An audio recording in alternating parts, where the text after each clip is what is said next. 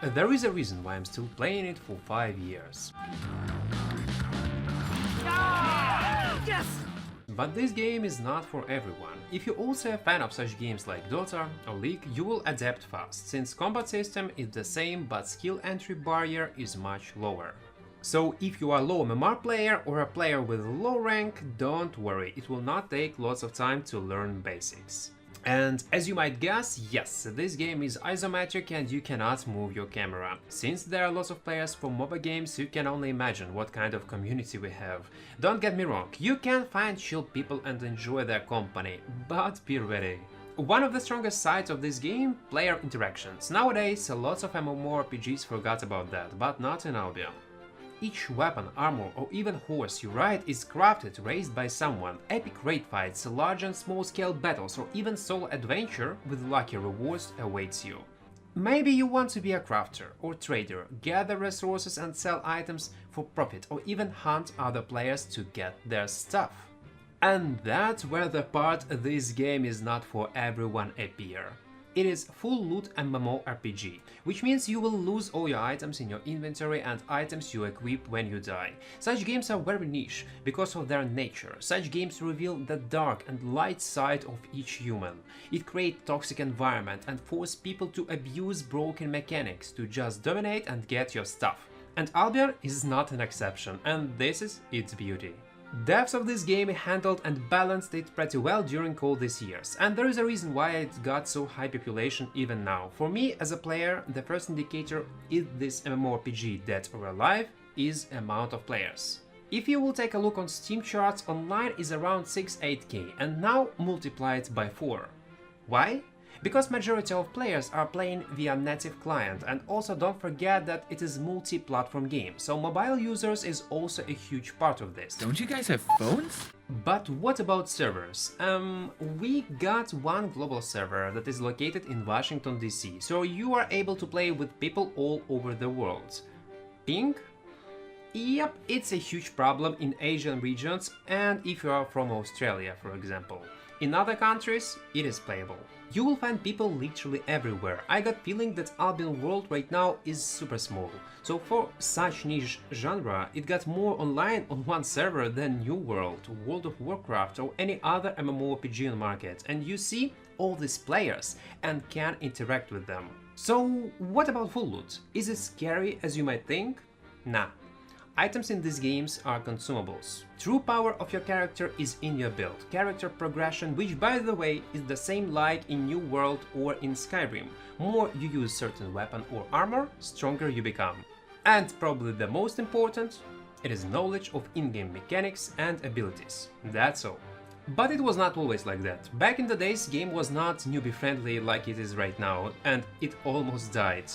So what are the benefits of full loot? It is healthy in-game economy. All type of resources, items from low to high tier is always needed.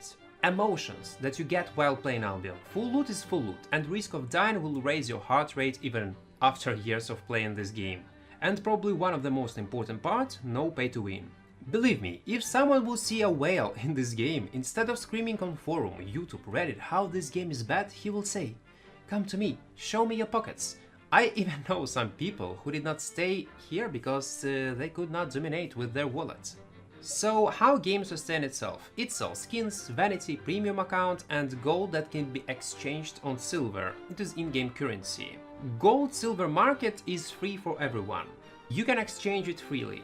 So in theory you can buy whatever you want for real money.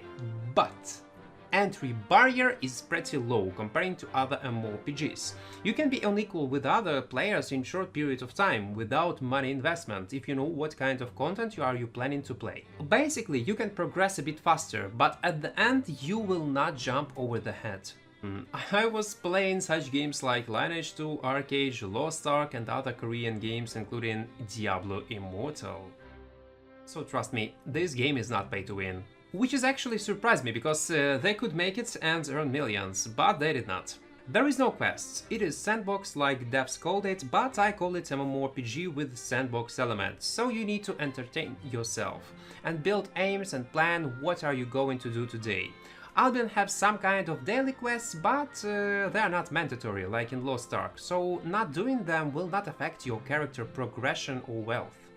I heard hundreds of stories from people who come to this game saying I was chopping trees, gathering stone, farmed a few dungeons, and after I quit. There is no content.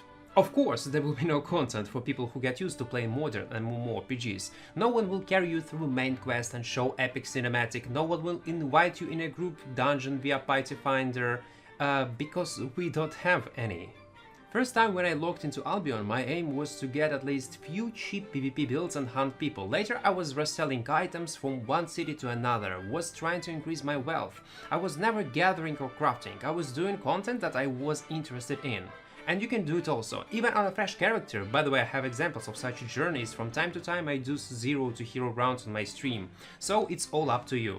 Nowadays, Albion is pretty casual game and full loot is just feature we have, not the core mechanic like it was. Which is good, full hardcore games will not survive in modern world. We don't have so much time, free time, and smart devs understand this and respect players' time. If you're looking for PvE game with cool dungeons and boss mechanics, marvelous environment or insane sound design like in New World, you will not find it in Albion. This game is about PvP, drama, betrayal, true friendship and emotions you get while you roam in this cruel world. And trust me, if you will not break your keyboard, your heart rate will be insane. This is also a downside, you cannot chill while playing. Well, you can, since we have non-full loot areas and content like arenas and farming on your island, but the main content and high rewards are in full loot zones. Probably the most enjoyable experience is in party gameplay and the most efficient one, will not lie. But what about solo gameplay? Is it viable? I'm a solo player since closed beta test. Back in the days it was a myth that you can play solo, not only regarding PvE but also in PvP. It was very hard back in the days. Right now it is still challenging, but doable, especially with the new content update into the Whale. Where devs introduce solo and duo open world locations where people will not be able to swarm you as a 5-man group. So as a result we have pretty decent MMO project which will be easy in top 5 MMORPG game all over the world. Numbers and amount of players will not lie. Yes, it is specific, but it is worth to try if you are looking for a semi-hardcore game in medieval setting and MOBA combat system. This game will shine until we will see MMORPG from Riot, since I think it will have everything we have in Albion, but without full loot and with quests, lore and much better PvE experience. Don't forget, SBI it is Albion devs, indie company, they do not have infinite budget. If you enjoy this video, press like button, or you do not agree with me, let me know in the comment section below, and don't forget to subscribe on the channel to see more content. See ya guys!